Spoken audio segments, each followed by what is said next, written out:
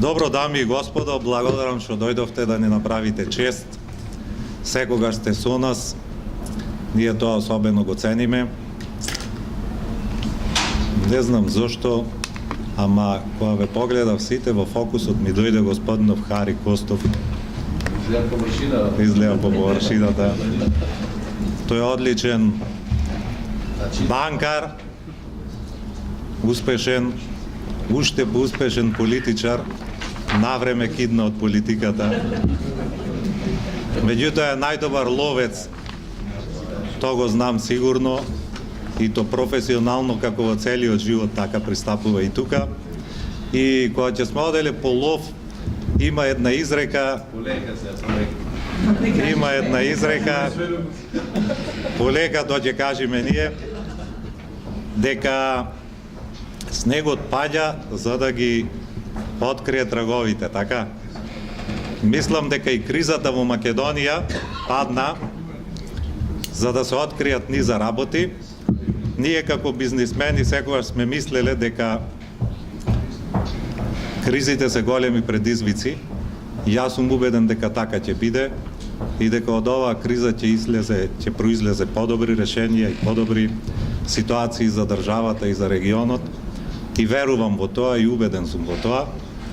И во согласност со тоа и нас ни се роди идејата, мене и на мојата колешка Елена, да нешто направиме, да изнесеме некој свој став за едно крупно прашање, кое што сигурно заслужува и вашето внимание и вниманието на јавноста, а тоа е каков коморски систем ни е потребен за наредниот период кој што сигурно ќе биде во знакот на бизнисот.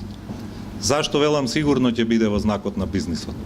Затоа што мислам дека ако се вратиме 15-тина година поназад, ние знаеме дека бизнисот беше тотално маргинализиран. Во новините немаше посебни прилози за бизнисот, на телевизиите немаше посебни емисии за бизнисот, денеска тоа го има и тамо и тамо. Политичките партии за бизнисот пишува во програмите на крајот, денеска 70% од нивните програми се посветени на економијата и на бизнисот. Бизнисот го зазема своето место полека и мислам дека во кризава и ова што денес ни се случува, ќе произлезе една специфична состојба ќе произлезе во која што бизнисот ќе го добие своето заслужено место, затоа што поинаку не може да биде. Или ќе биде државата или нема да ја биде. Ако ја биде, тогаш бизнисот ќе биде во центарот на вниманието. Особено една мала држава како што е нашата. Во еден разговор со господинот Јорданов ми напомена дека на некоја едукација господинот кој што ја вршел едукацијата дошол со еден бик. Да, и еве го тој бик тука е. Ова е бик иначе од пред Wall Street 11 во Њу Јорк, поставен 1999 година на 15 декември. Иначе тежи 3200 килограми и е символ на агресивниот оптимизам дека и во криза ќе дојдат подобри времења и затоа не можев да најдам нешто подобро од ова што сакам да ви го презентирам. А бизнисменот многу личи на бикот. Така да као го викаш го издвоив као символ на почетокот на книгата, за да покажеме као го викаш дека нашите бизнисмени, тие што седат овде денес, а тие се најуспешните бизнисмени во Македонија, се слични по карактеристиките на ова што го гледаме овде и мислам дека само на таков начин може да се успее. Сите што се тие што претендираат во бизнисот треба да ги респектираат искуствата на тие луѓе. Ние ги респектираме тие искуства на тие луѓе и затоа учиме и одиме напред. И сега, има ли Македонија такви луѓе? Ама има така е. И сега тука морам да прочитам со наочарите. Има, но многу малку. За разлика од другите нации и држави каде што бизнисот е начин на живот. Ние имаме токму поединачни успешни примери кои се исклучок од просечноста. Токму тие успешни примери по правило кај нас се сумнителни ликови за јавноста и потенцијални противници на секоја политичка номенклатура. Наместо да станат пример за секој млад човек тие личности се изложени на јавната сцена како објекти кои треба да се правдаат зошто се успешни. Звучи неверојатно, но вистинито.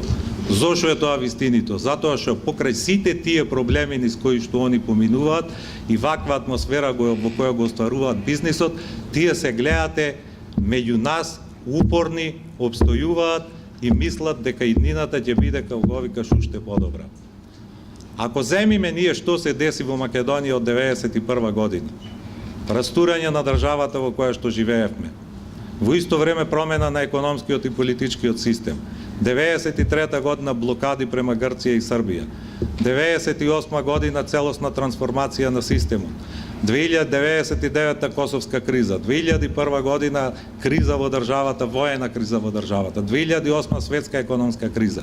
И да се обстане, и да се остварат вакви резултати, сето тоа зборува дека ние имаме поединачни успешни примери, меѓутоа немаме амбиент. За да се направи нешто повеќе, потребно е да ја промениме филозофијата на нашето действување. Филозофијата во која што бизнисот ќе стане алфа и омега на нашето работење како мала земја. За да се направи тоа, од сите искуства на она што вие го имате концепирано како мерки во комората, поединачно, преку здруженијата, преку регионалните комори, ние дојдовме до 3 клучни констатации кои што мислиме дека треба да се направат после поминувањето на оваа криза, за да се направи чекор напред. И тоа е, прво, кои се условите во кои што ние живееме сега. Имаме 3 причини. Глобалните. Значи, ние во моментов имаме геополитичко преструктурирање во светот за кое што немаме појма. Како мала земја, нити имаме конекции, нити информации да добиеме правилна информација што се дешава. Живееме во време на глобализација, на која што тешко се супроставуваме и како мала земја не можеме да направиме. Значи имаме еден неизвесен геополитички амбиент. Второ, регионални причини. Целиот регион ни плива во долгови. Да не ви ги бројам бројките. 105% од бруто домашниот производ Црна Гора задолжена. 170% Грција задолжена. 120-130% Хрватска задолжена. Ние преку 50% задолжени, другите меѓу 70 и 90%. Во тој период не успеавме да изградиме нити инфраструктура, нити да развиеме некои конкурентни стоки и услуги, да изградиме заеднички пазар, заеднички производ или услуги. Уште пливаме во сите проблеми кои што ни постоја после растурањето на Југославија. И трето, на домашен план, да не ви кажувам, сведоци сме на она све што ни се дешава. Дали во таков амбиент некој може, како го викаш, да успее? Дали во еден таков амбиент некој може да проектира иднина? Дали во таков амбиент ние можеме на младите генерации да им предочиме перспектива и да го задржиме нивното иселување? Ние не можеме тоа сите да го направиме, ние можеме поединачно сите да допринесеме во рамките на своите можности и ние мислиме дека и гледаме, оди на другиот слайд, дека во овој момент она што е потребно да го наметнеме како најсилна и најзначајна бизнис асоциација во државата е следно. Да се направи, да инсистираме да се направи договор меѓу приватниот и јавниот сектор за разграничување на надлежностите. Ние имаме ситуација во која што јавниот сектор во секој домен е доминантен и во поглед на вработувањата, и во поглед на трошењата, и во поглед на правосудството, кај што јавниот сектор исто така фаворизиран, и во делот на финансирањето каде што е фаворизиран. Имаме често преминување на црвените линии према приватниот сектор, кај што имаме директно мешање на јавниот сектор во приватниот сектор и уништување на компаниите, на цели сектори, на цели групи и цели дејности.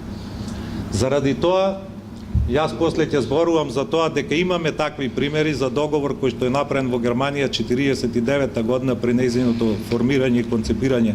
Зборувам за Сојузна република Германија, на кој принцип е тој направен и како функционира до денеска. Значи имаме такви примери, ние имаме концепирано стратегија во комората за тоа и мораме на новата влада тоа да го наметнеме со сите снаги за да можеме да знаеме кои се нашите, докаде можеме да си ги пуштиме ноцете, каде треба да преговараме, каде не треба мешање да не станува, за да ги расчистиме работите на самиот почеток. Второ е стратегија за долгорочен економски развој. Не може ни една, често во разговорите со стопанствениците ми кажуваат, не може да, ако нема државата стратегија, ти да изградиш стратегија на секторот во кој што работиш, нити стратегија на својата компанија. Зашто? Затоа што ние во овој период се соочуваме со милион предизвици на сите страни, а немаме стратегија за ниедно прашање. Значи, едно е стратегијата, ако некој нас ни каже дека во наредните 5 години ќе се разреши прашањето политичко со Грција и нашето влегување во евроатлантските структури. А друго е, ако ние не, тоа останува како непознаница. Каква стратегија ќе бараме да прават секторите, каква стратегија ќе бараме да прават компаниите. Тоа е практично невозможно. Затоа мислам дека, тука и председателов на Академијава, клучните институции во државата, Академијата, универзитетите, комората, синдикатите морат институционално да се подигнат на повисоко ниво и да направат една коалиција која што ќе ја направи таа стратегија, која ќе ја наметне и во која што точно ќе се разграничат овие работи. И меѓу мешањата меѓу јавниот и приватниот сектор, а и меѓу, како го викаш, во кој правец ќе се движат работите бар во наредните 10 години. И третото прашање, прашањето на пописот. Ние сите зборуваме, како го викаш, за попис на население. А клучната работа за нас како економија, како бизнис е да имаме индикатори на кои што ќе ја градиме таа стратегија. Ние практично го ставаме тоа по страна и сега заради тоа што не може попис на населението, ние не можеме да имаме попис ни на другите индикатори, кои што пак не можат да бидат основа за градење на било каква стратегија. Се тоа која ќе се земи, мислам дека се тие трите клучни темелни работи без кои ова држава не може да тргне напред. Ако земеме дека во моментов во структурите на државата поголема концентрација на умствен капитал, на бизнис капитал немаме освен во Стопанската комора на Македонија, Стопанската комора мора да е предводник на овие процеси и да го наметне тоа на јавниот сектор, затоа што е тоа единствениот излез за понатамошен развој на бизнисот.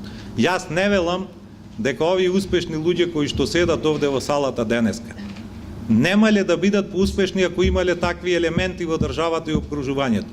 Значи истиот човек би можел да кој прави бизнис денес од 100 милиони да направи од милиарда ако има поинако обкружување, ако има стратегија, ако има политика према која што тоа ќе се однесува. И ако имаме една таква ситуација, сега мислам дека можеме да ги врати го тоа, значи за Германија, значи таму е направен тој Паретов критериум во 49-та година за зголемување на благосостојбата, во кој што они се движат во два клучни параметри. Барем еден да добие, ама никој да не губи. Значи како филозофија. И второ, алфа и омега на германскиот политички стопански систем е намалување на трошоците, што потврдува погоре образложената логика пренесена во системот. Значи ние што имаме сега? Ние имаме сега рационализација во компаниите, а енормно трошење на јавната администрација.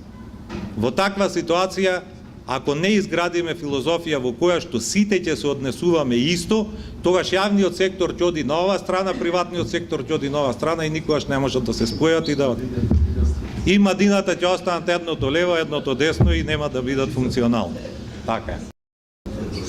И сега ние имаме ситуација во која што денеска Стопанската комора на Македонија се смена од корен 2004 година со воведување на плурализмот на коморското организирање и доброволното членство. И сега пак ќе се вратам на господинот Костов.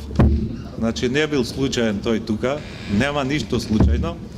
Во 2004 година ние што седиме тука сме сведоци дека тој беше премиер во времето кога се донесе законот за Стопанска комора, со која што комората излезе од една тешка криза и тоа го сметам за еден клучен чекор кој што овозможи комората да ја дочека 95 годишнината на здрави основи, како современа институција, модерно прилагодена.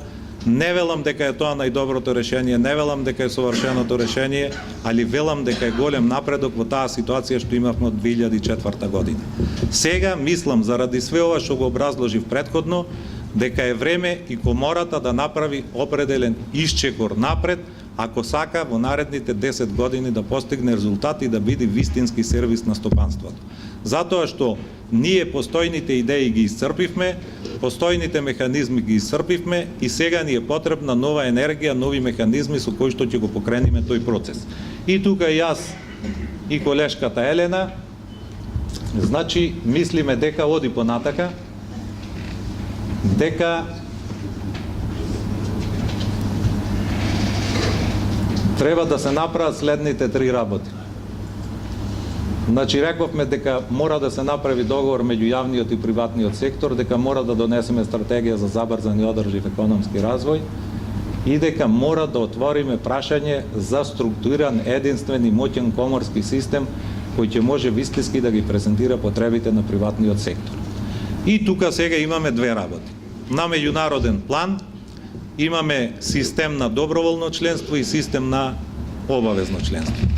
Ние во сите наши контакти не успеавме да ги расчистиме дилемите дали едниот или другиот систем се подобро решение за функционирање за сервис на услугите во стопанството. Меѓутоа, научивме една многу важна работа од сите тие контакти, а тоа е дека коморскиот систем мора да е прилагоден на економската политика и економскиот систем во државата. И заради тоа сме спремни не само да бараме од државата дека треба да направи договор меѓу јавниот и приватниот сектор, дека не само дека треба да направи стратегија за економски развој, дека и ние сме спремни да се менуваме и нека се отвори таква дискусија и спремни сме да партиципираме во таа дискусија.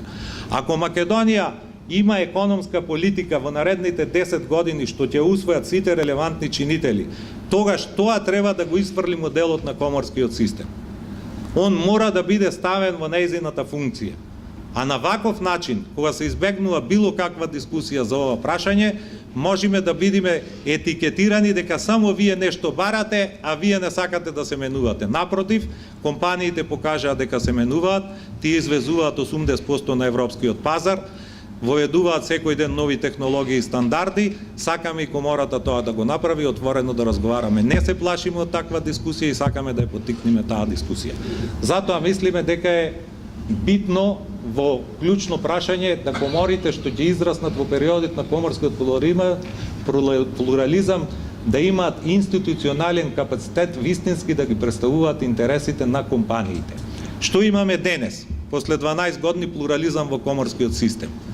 Имаме една комора, нашава комора, која што е институционално спремна да може да парира на јавниот сектор, и имаме некои други комори кои што институционално не се способни ништо освен да бидат представници на нешто што најмалку наликува на бизнис.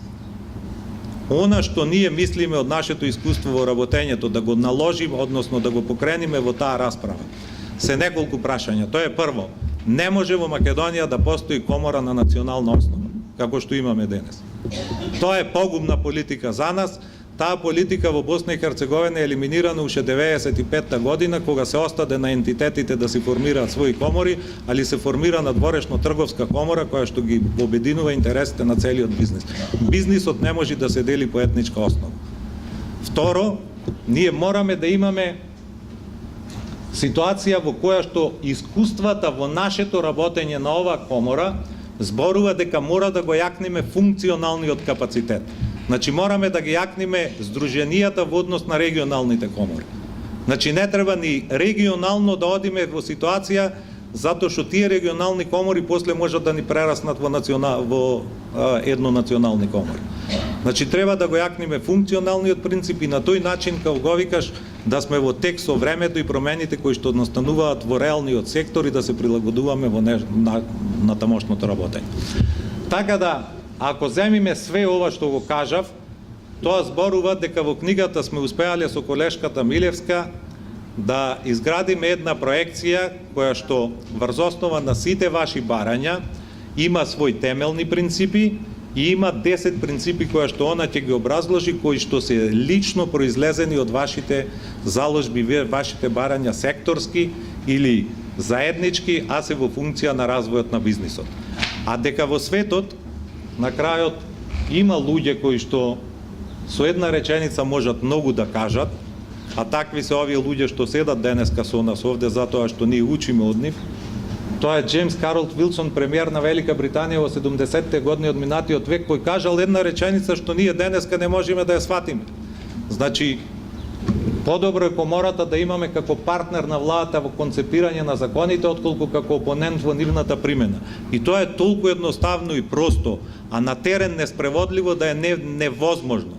Значи, мора да имаме ситуација во која што ќе елиминираме бројка од 563 закони во изминатиот период донесени по скратена постапка.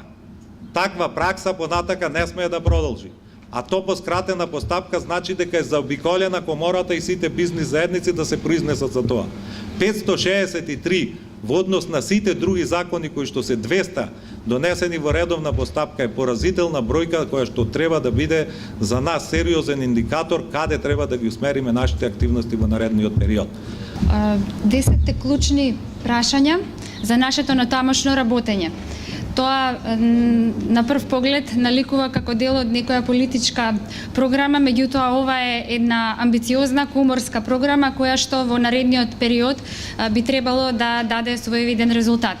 Сигурни сме дека не би можеле да очекуваме за многу кратко време да се остварат сите овие 10 клучни прашања од на нашето натамошно работење, но секако сме сигурни и дека голем дел од нив се реализирани или ќе се реализираат во наредниот период, секако со ваша поддршка и со вклученост на сите општествени чинители за кои што ние постојано инсистираме.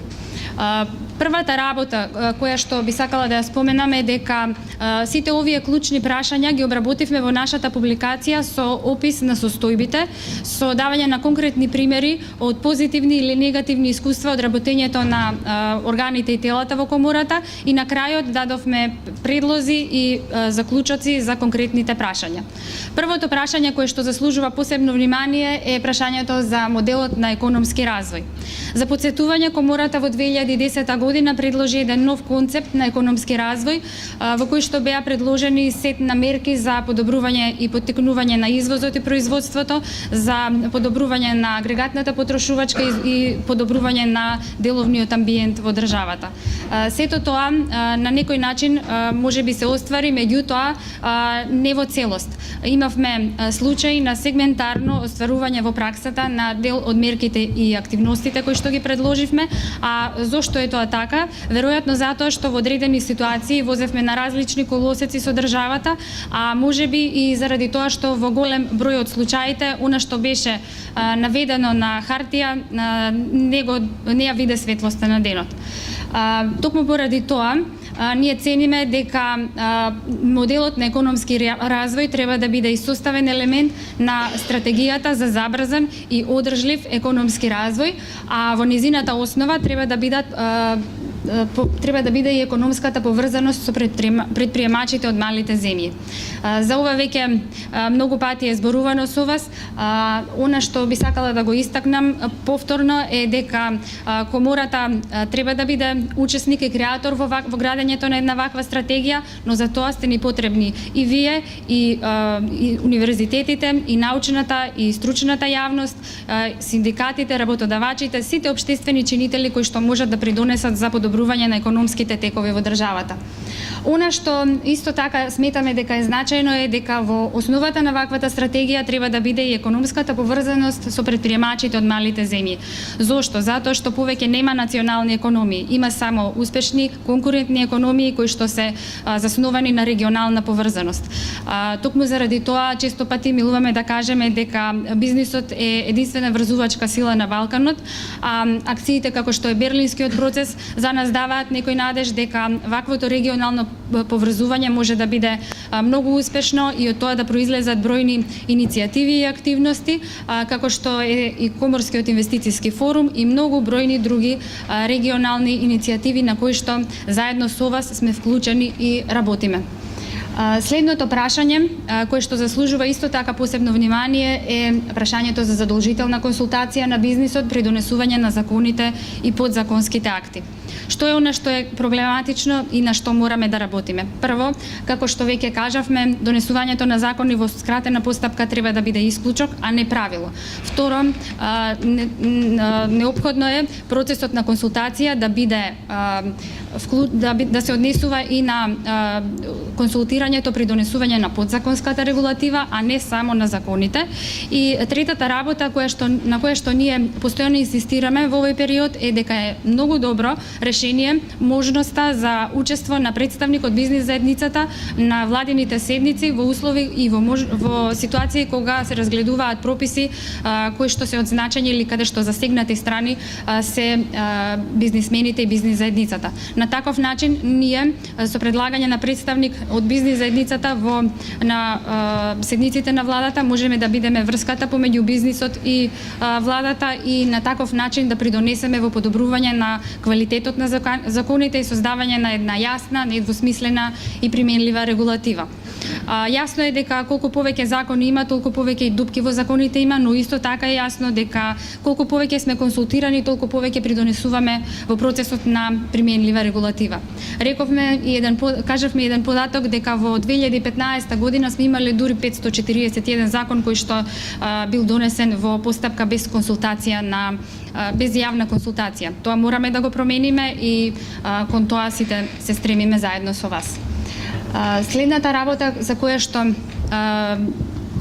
што заслужува посебно внимание е вечното прашање или дилема поддршка и промоција на извозот како потреба на бизнисот или пак привлекување странски инвестиции како приоритет за зголемување на надворешно трговската размена.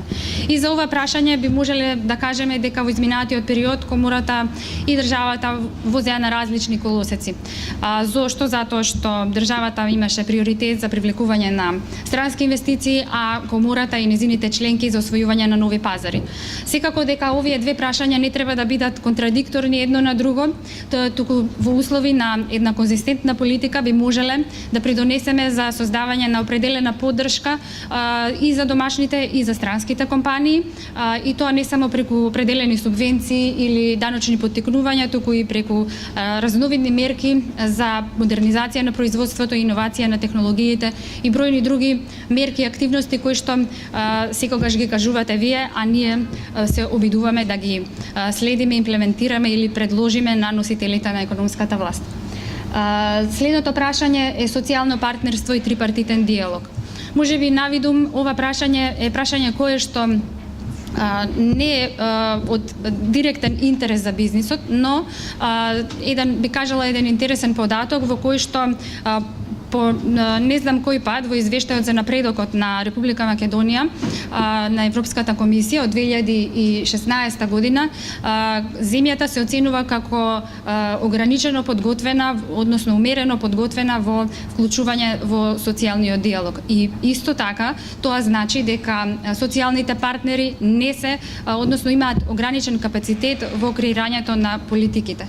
Ние по вокација како комора сме организација на работодавачи и токму заради тоа цениме дека можеме да придонесеме во овој процес заедно со останатите организации на работодавачи, со синдикатите и со владата, за да ја подобриме успешноста и функционалноста на трипартитниот диалог, а исто така со тоа да придонесеме и за подобрување на социјалната политика, а со тоа и економската стабилност и развој.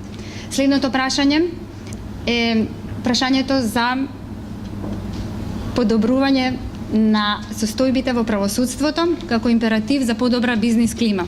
Што е она што го мачи бизнисот? Ги мачат долгите постапки долгите судски постапки, исто така ги мачи невоедначената судска пракса и секако големите дискрециони овластувања на судовите.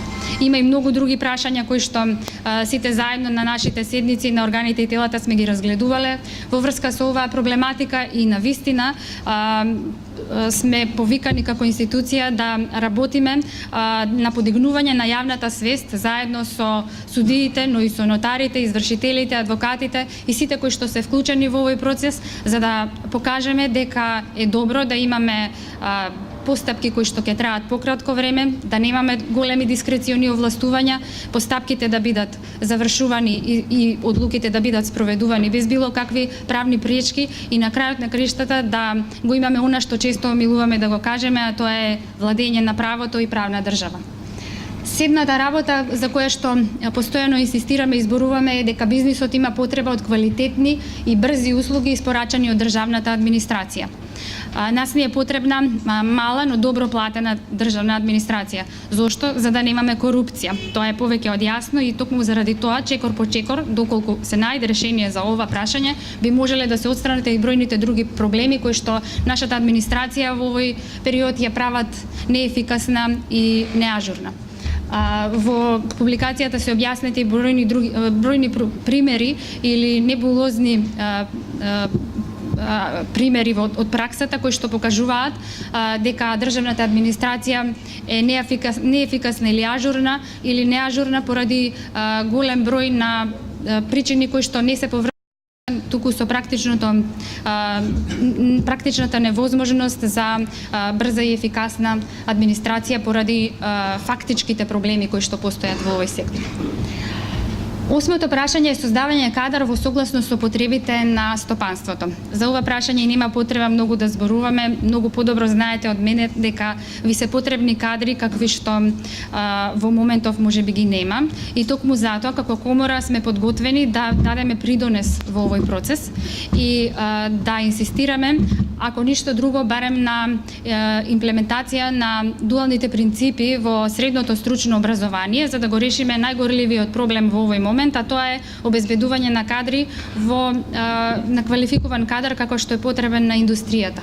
Но исто така имаме и други можности, начини на кои што постојано работиме заради пополнување на празнината која што постои помеѓу во периодот од неефикасниот образовен систем како што е сега и онаков како што сакаме да бидеме, да имаме така во наредниот период тоа го надополнуваме со бројните програми за образование на возрастни, формирање на фондации за стипендирање на кадри, за индустрија и менаџмент и бројни други форми на организирање и работење во комората со кои што ќе придонесеме за подобрување на состојбите во оваа област.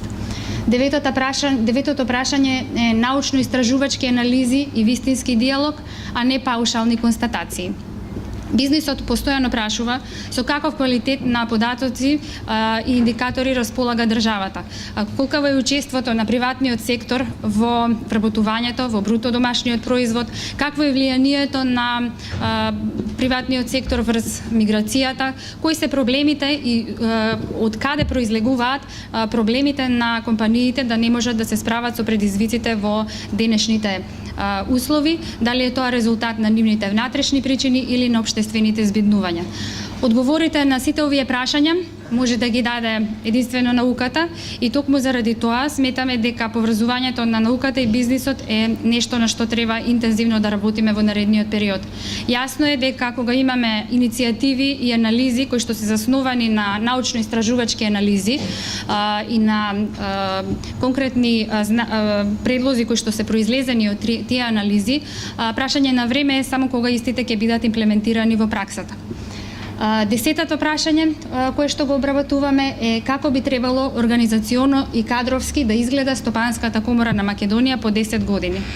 Ова е прашање на кое што одговорот ќе го дадете вие, можеби сега, можеби по 10 години. Комората треба да биде померка на бизнисот. Тоа е повеќе од јасно. Не е прашање на опстанок сигурно дали комората ќе продолжи да постои или не. Тоа е исто така јасно затоа што кога успеала 95 години да постои и да работи и кај нас и во сите останати системи, секако дека ќе продолжи да работи и понатаму. Но ние сакаме да имаме моќна, успешна комора која што вистински ги представува интересите на нашите компании. Затоа вие сте тука да ни помогнете да изградиме еден моќен коморски систем кој што ќе биде огледало на бизнисот, а исто така се надеваме дека во наредниот период со нашите упорни активности ќе придонесеме и другите да не препознаат и да бидеме она што сме, гласот на бизнис заедницата. Ви благодарам за вниманието.